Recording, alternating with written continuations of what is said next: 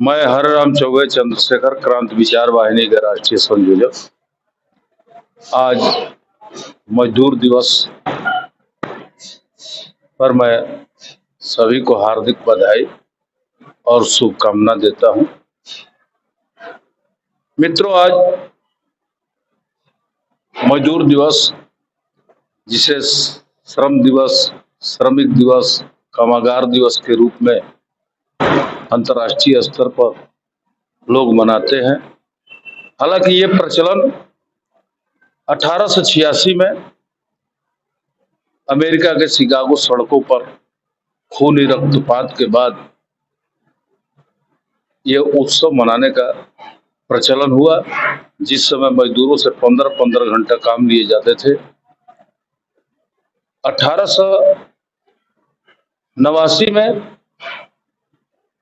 उसी उत्पात का नतीजा रहा कि एक अंतर्राष्ट्रीय स्तर पर बैठक हुई और मजदूरों के जो 15 घंटा जिस तरह से गुलाम के तौर पर काम लिया जाता था, 8 घंटे काम की चर्चाएं हुई।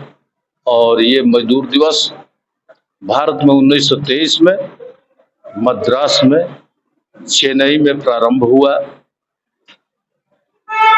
और उस समय से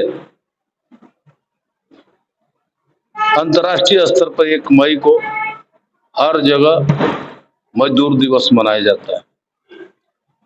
और अंतर्राष्ट्रीय स्तर पर इसका एक थीम तय किया जाता है कि इस बार मजदूरों के लिए प्राथमिकता प्रमुखता के आधार पर कौन सा कार्य किया जाएगा, इनके हिस्से में क्या दिया जाएगा। तो आज जो मजदूर दिवस मनाया जा रहा है, इसका थीम है स्वास्थ्य और सुरक्षा। जिस तरह से मजदूर काम करते हैं, चाहे फैक्ट्री हो या अन्य जगह हो, ऐसे तो मजदूरों का वर्गीकरण हुआ है, कुशल मजदूर, अकुशल मजदूर।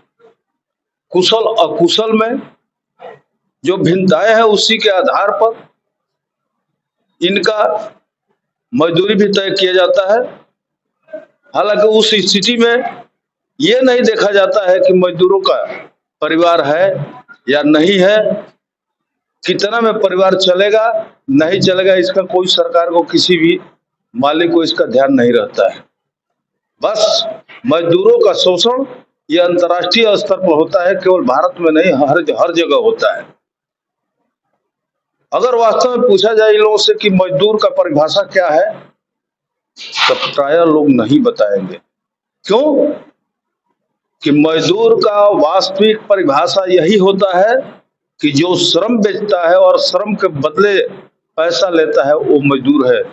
लेकिन डॉक्टर, इंजीनियर, क्लर्क ये अपने को मजदूरों की श्रेणी में नहीं रखते हैं। क्यों? कि मजदूरों का भी क्वालिटी होती है, एक दिमागी कार्य और एक शारीरिक कार्य। यहाँ पर दिमागी कार्य का महत्व दिया जाता है, शारीरिक कार्य का नहीं दिया जाता है। अगर ये पूछा जाए कि एक जमीन से 100 फीट की ऊंचाई पर एक मजदूर जो है अपने सर पर ईंट रख करके ले जाता है, वहां पर जुड़ाई होती है, उसके मजदूरी के विषय में लोग नहीं सोचते हैं, वो सोचते हैं कि फॉर्मेलिटी है। तो मैं सरकार से मांग करूंगा और ये मांग करना चाहता हूं कि मजदूर जिस तरह से कार्य करते हैं, केवल मात्र उनकी मजदूरी ही नहीं, बल्कि जिस तरह से अन्य कर्मचारी या चाहे अधिकारी या जो भी कहे जाते हैं, उनके पारिवारिक परिवेश को देख करके वेतन का निर्धारण किया जाता है, उसी तरह से मजदूरों का भी परिवार को देखते हुए उनके मजदूरी का भी निर्धारण किया जाए।